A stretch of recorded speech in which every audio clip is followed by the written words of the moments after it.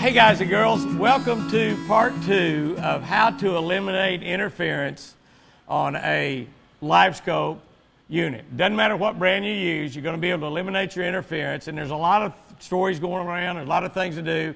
One, which we've got part 1 of this video series, it's a 3-part series.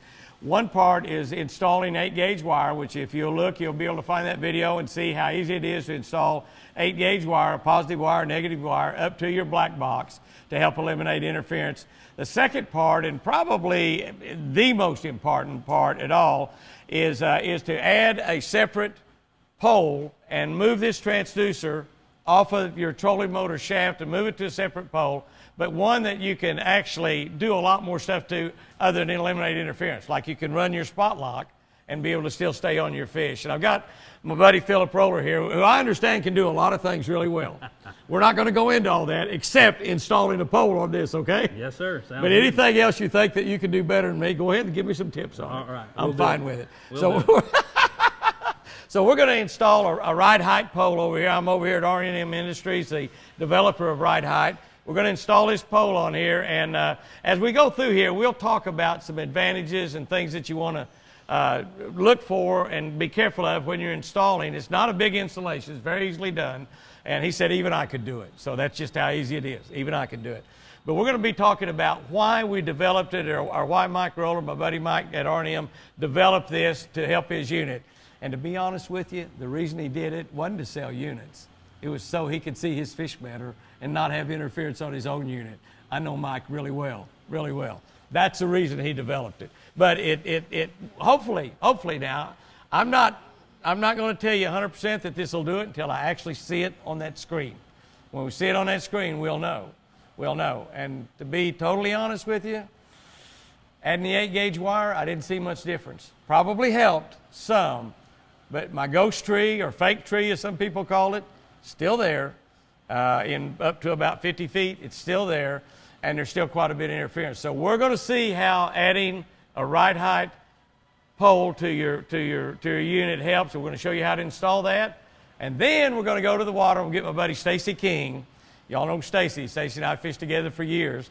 Get Stacy King, and we're going to show you how to set your unit up on the settings to fish various kinds of water, and hopefully, when all's said and done, you're going to have a picture-perfect screen, and no telling what else we might learn from Philip.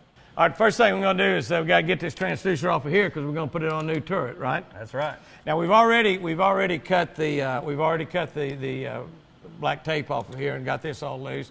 So once we take that off, we'll have that done. Now I understand that now with the new updates, the new software updates, that you really don't have to use black tape totally, except on maybe the last one or something. Have you heard that too? Or is that I have just, heard that. I've yeah. heard that. I prefer to use black tape because it's easy, and Yeah. it's easy to replace if you need to take something off. Right. It's a little cleaner. But I've heard that, you know, when you use zip ties, they recommend you do not use zip ties. But I think that part of the deals on the zip ties is maybe cutting these individual wires. Yes. And where absolutely. the newer scopes, I think, have this as just one big wire. Correct. Right. Correct. Okay. See, I knew more than you thought I did. You didn't did. I, You Philip? did. You knew it all. Well, you know, the Livescope is something that everybody is still learning. Absolutely. And a lot of people are having a lot of trouble with it running their batteries down, and because it does pull a lot of power. These are big units, 12-inch unit, and got them all Ethernetted together. You're pulling a lot of power, and you got to have good batteries. I use a Superstart battery from O'Reilly, and I don't have a battery problem, but a lot of people do. Right. The 8-gauge wire is one individual, you know, or 2 wires, a positive, negative, running back to your battery. That seems to help on that too. I understand, but that's not a problem I have. My problem is like what 99% of the people have is interference. Yes, sir. And we want to get that screen clear. So We're going to see what we can do to get that cleaned up for you. I hear you. I hear you. And you know, somebody had mentioned, I think Ed Kirkpatrick or somebody had made a comment about putting an RF on the positive leads on your unit, but the Garmin units come with the RF clips on there. Yes, they do. And actually, I've got those. When they talk about that, RF sort of stands for radio frequency, and here they are right here. This is what you're talking about. These come with the Garmin units. And now I've heard Mike said that some people even will double these, back it up and double them and run through here. But these, I don't know how much interference you get without them because I've never run them without them. Yeah. My units have always had these on there. So you need to make sure you put those on. They come with the units. Make sure you put those on. Okay, there we go. We're good there. That's all we need. All we need to do just for right now, just get this out of the way, right? Yes, sir. Hang on to those because we'll need them again. Okay, now we have our Rite-Hite turret. You can just explain what we're doing here. Okay. This is all new to me. 3 bolts. Yeah, I don't look having too much trouble.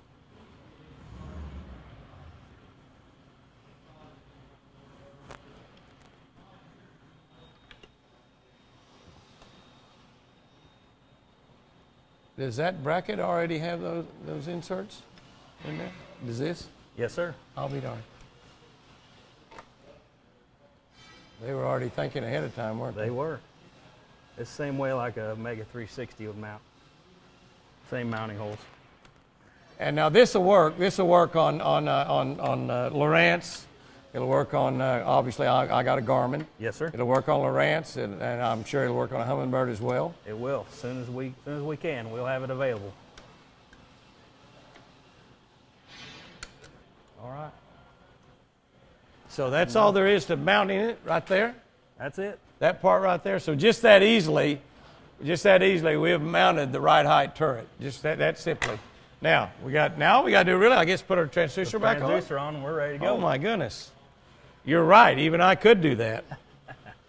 I'm not Inspector Gadget. My son is Inspector Gadget. Now, is there anything we need to worry about here, leaving slack and stuff? We will. Okay. Yep. Okay. We will. We're gonna get it mounted first and see where we need the slack to be.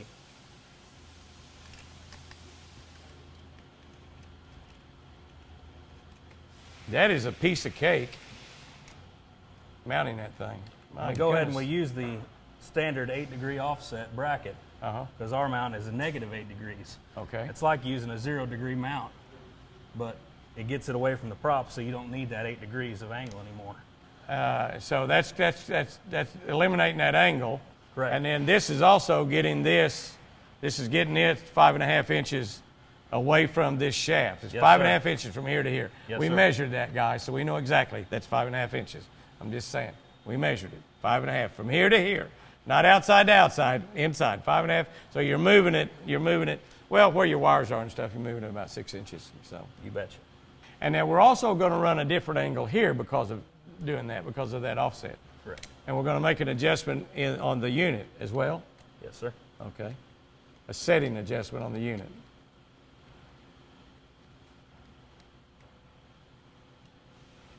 I can't believe how easy it is to install.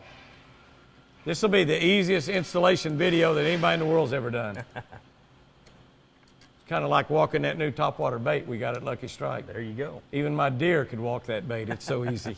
I bet you could walk it. Can you probably could. Can you walk a topwater bait? I think so. I could handle it.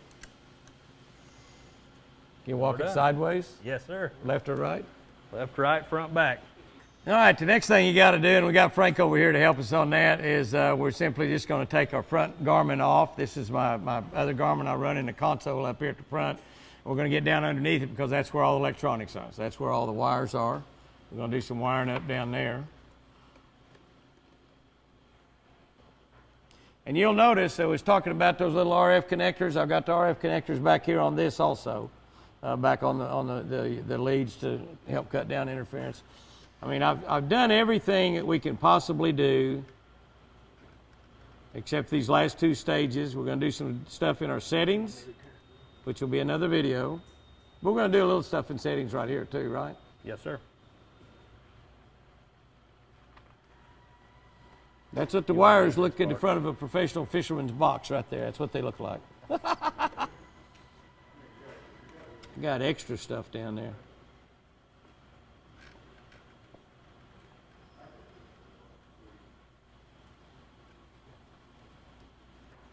I think this is the one right here coming from my black box. Must have the paint tire shut off. Power on. Here we go. Got it? Yep. All right, right on.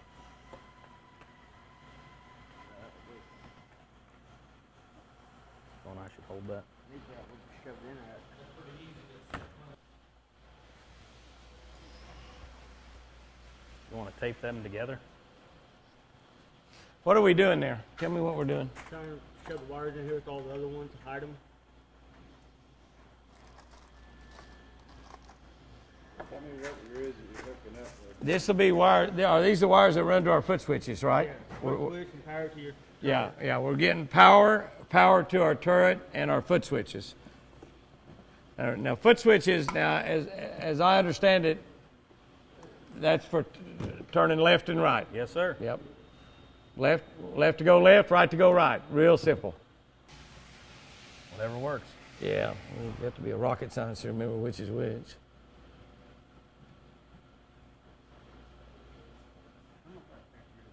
I think you knocked it off. That's the blue one. What'd you drop? There it is, right here.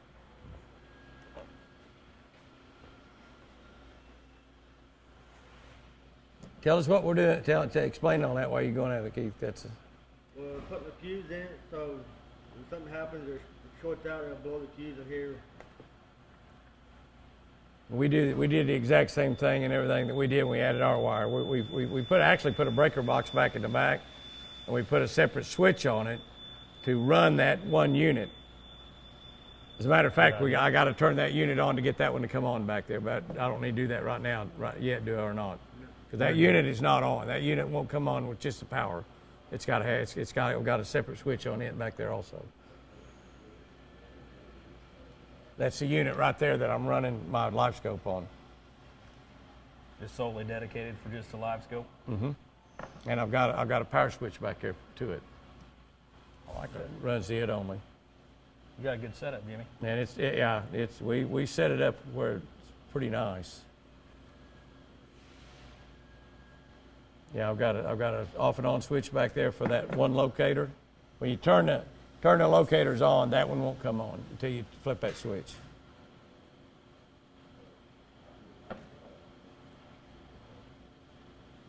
Now, we don't need very large wires running to that. That's a pretty small wires there, so we don't need very large wires running to that, do we? Because basically all that's running is this switch right here? Yes, sir. Yes. Left and right. You can mount that on the left side of your pedal or the right side, either one. Was that plug in Yep, here, we'll up get here that at the plugged top? in here in just a second. Up here at the top? Might as well go ahead and plug that in. Where's that plug in? Right here. There you go. Take this cap off. This will run power to the... Now, will we tape that also? Will we Yes. tape that to We'll the tape shaft? Yeah. Yeah. Now, the only thing you may have to do, and I'm probably going to have to do it, is I may have to modify my boat cover because of this extra 6 inches up here. I might have to modify my boat cover a little bit. We'll see how that works. Huh? If I can get this in here. There we go. We got power? I used to have that problem before I learned how. All right, now we got power to our unit. That's what this wire. This is running down through and running in there, plugged up to the unit. Now we have power to be able to turn our Livescope transducer. And it won't turn 360 degrees. It turns 340, right? 340. So in other words, it won't just keep spinning around. It's simply left and right, but it'll go 340 degrees. You can still make your changes here, moving this around just like you always could. But now we're going to be able to flatten out the bottom. We're going to be able to see a lot flatter bottom. It's not going to be shooting out at an angle. It's going to be shooting down the way we want it. Should be able to see our targets a lot better, see fish better. And because of eliminating, getting away from this trolling motor, we're hoping we're going to be able to get rid of just about all the interference.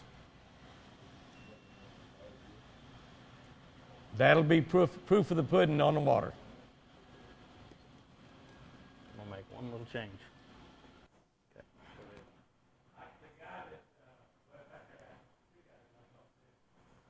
Well, the reason we use black tape instead of zip ties is to protect the integrity of the transducer cable. And we're going to leave a little loop in here so when we flip to perspective mode, we still have enough slack on our cord.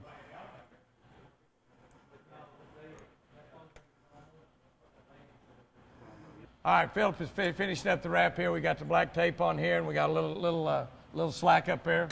So we got this. We're ready to go right here. We're ready to go to the water, and we're going to get out on the water. And I got my buddy Stacy King. You can see right here, the turret is moving it around 340 degrees. You do this with the foot pedals, and I'm going to get up in there and see about where I want those foot pedals. I'm going to get up here and check that out myself to see what I want, where I want those screwed down on the floor. It's got pre-drilled holes already ready for that. Yeah, we'll figure that out real quickly here and figure out how to do that. But we're going to get down there with Stacy, and we're going to work on the unit and show you the settings in clearing up your live screen, your Livescope screen, getting rid of the interference. We're going to show you how we set the settings to make that complete. That'll be part 3, making your sonar screen perfectly clean, or as clean as you can possibly get it. Yes, sir. All right, Philip, that didn't take long at all. Appreciate it, man. Yes, sir. Thank you. Hey, if you want to visit with Philip about this and get you a unit, just give him a call. The website, what's the website? Website is www.rmind.com.